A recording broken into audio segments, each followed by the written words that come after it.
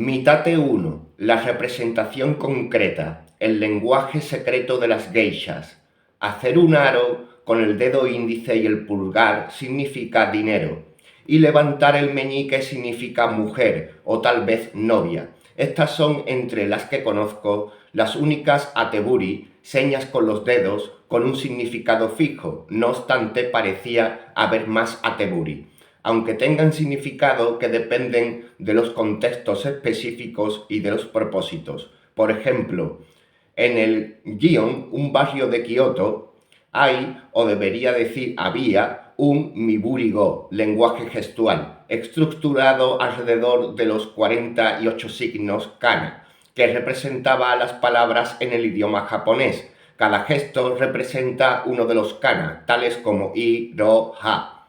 Al considerar los 48 letras gestuales, puede verse que se dividen de manera bien nítida en tres tipos. El primero es Monji Renso Gata, el tipo asociado con la forma de cada uno de los signos. Por ejemplo, el kana G se sugiere escribiendo su forma en el aire con un dedo, de modo que apenas con levantar un dedo ya se habrá comunicado la sílaba G. Shi indica de una forma similar, representando con el dedo la forma de un anzuelo. El segundo tipo de estas letras gestuales es el asociado con los gestos reales, dosa renshogata. En este caso, el kanaro, que significa remo, se expresa haciendo los movimientos que imitan la acción de usar un remo. De la misma manera, ni, carga o equipaje, se representa tomando la postura de llevar una carga. Lo que ven estos gestos pueden asociarse enseguida con el correspondiente signo o kana en el alfabeto. El tercer tipo es el Jibutsu Renso Gata, el que asocia con los objetos. Por ejemplo, colocar una mano sobre el cabello significa que, cabello, y señalar el diente significa ja, diente. Están basados en la relación entre los gestos y los objetos, pero en realidad se hacen referencia específica a una parte del cuerpo humano. Los significados se comunican con el uso del propio cuerpo como materia prima para el código. La mayoría de estos elementos del lenguaje gestual pertenecen al tipo de dosa rensho gata, los que funcionan a través de la mímica. 24 de los 48 kana pertenecen a este tipo. ¿Podríamos entonces inferir que es más fácil comunicar un signo silábico o el nombre de un objeto por medio de gestos? Los detalles del uso de los códigos per se no son nuestro tema central, por lo que, en primer lugar, observaremos cómo se usó el lenguaje gestual. Una teoría, aunque puede sonar un poco exagerada, sostiene que ese lenguaje gestual fue usado por geiko, las geishas, y maiko, las aprendices de geisha, cuando deseaban hablar de algo que no pertenecía a la conversación que se estaba desarrollando en una fiesta. Estaba prohibido para las geishas hablar de lo que quisieran durante una reunión. Debían seguir la conversación de los clientes, un ejemplo de la cortesía inherente a la vocación de maiko.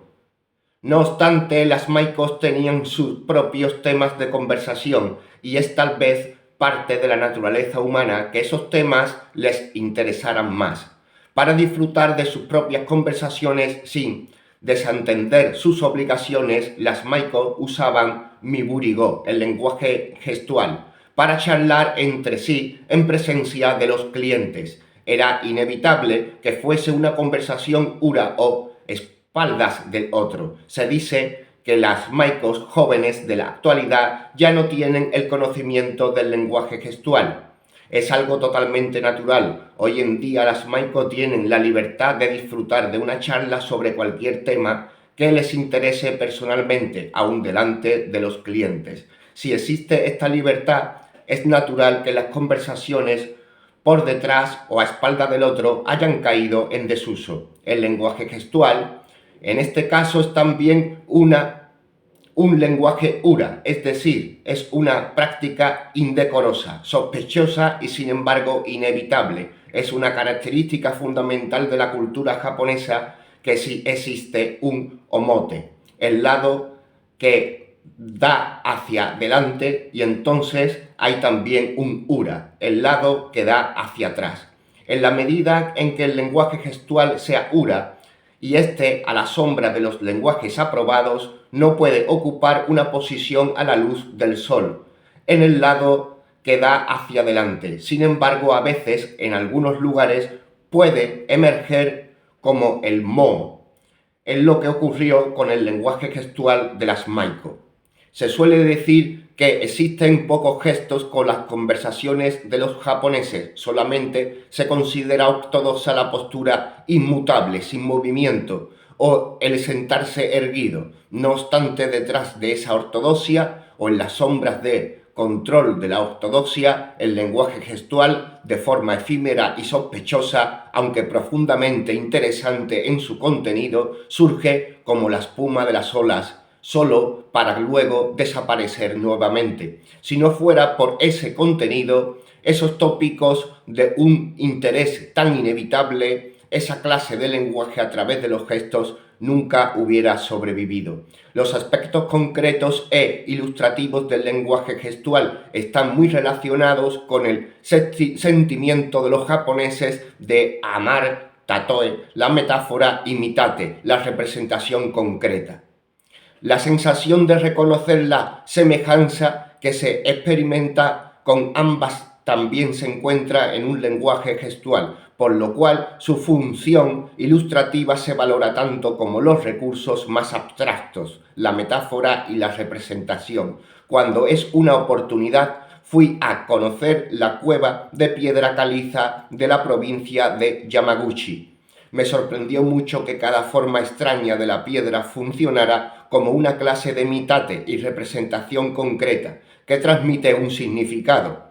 Era similar a la idea de que al murmurar la palabra takenoko, brote de bambú, quien la oye ve aparecer la forma de brote de bambú ante sus ojos. Recuerdo haber visto una cueva similar en los Estados Unidos. Sin embargo, allí una sola de las piedras simbolizaba algo concreto, la boca de una ballena.